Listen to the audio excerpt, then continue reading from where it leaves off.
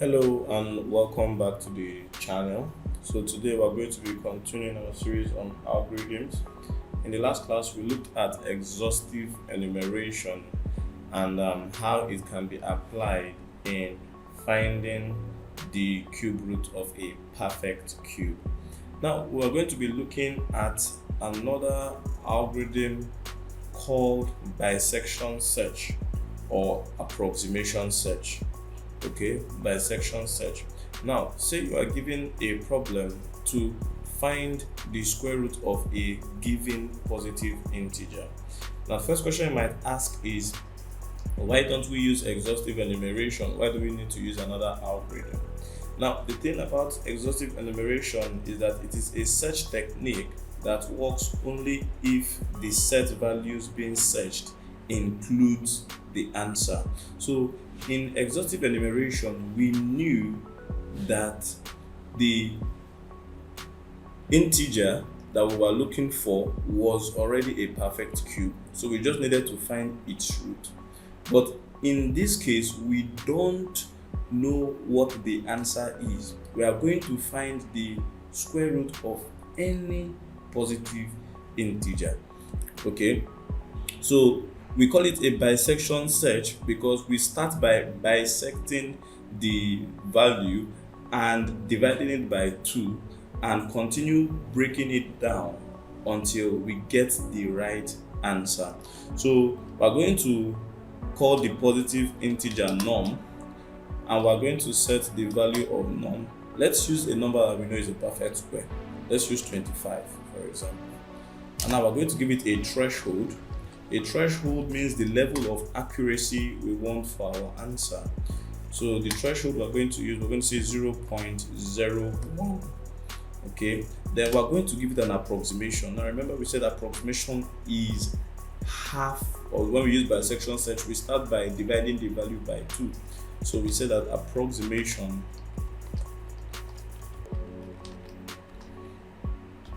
is equals to the number divided by 2. All right, so now let's start our loop. So we say while true, okay, meaning our loop should keep on running until we break it. We're going to find a better number or a better approximation. We'll call it beta, and set beta equals to our approximation plus the number divided by our approximation.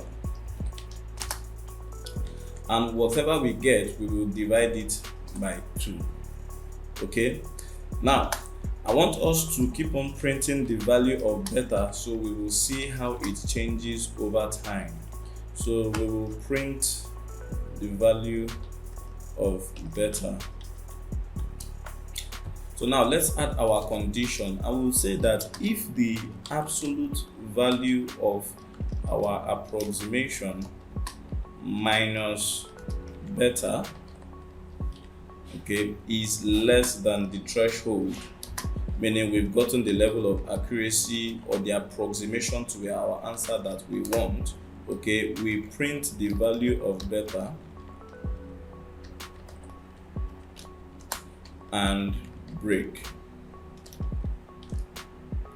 Okay, if not, we make the approximation equals to the value of beta.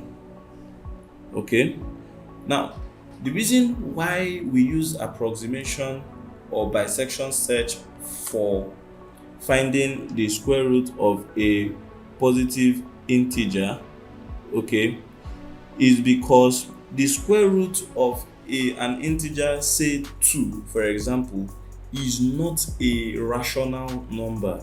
Okay, meaning that there is no way to precisely represent its value as a finite string of digits, okay, or as floats. Okay, so given the problem like this, you cannot find the perfect square root of all positive integers, so we need to find an approximation to the square root.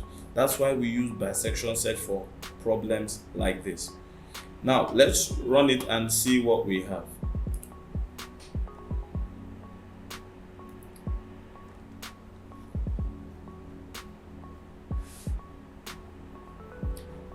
All right, so we see that it gives us 5.000000167778. all right, because this is the level of accuracy that we asked for. All right, we know that the square root of 25 is 5, so this works. Now let's try another number that we know is not a perfect square, say 8 for example, and let's run it and see.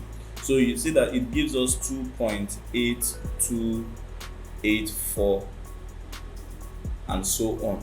All right, so the reason why we use approximation and bisection search is because not all numbers have rational values, okay, as their square root.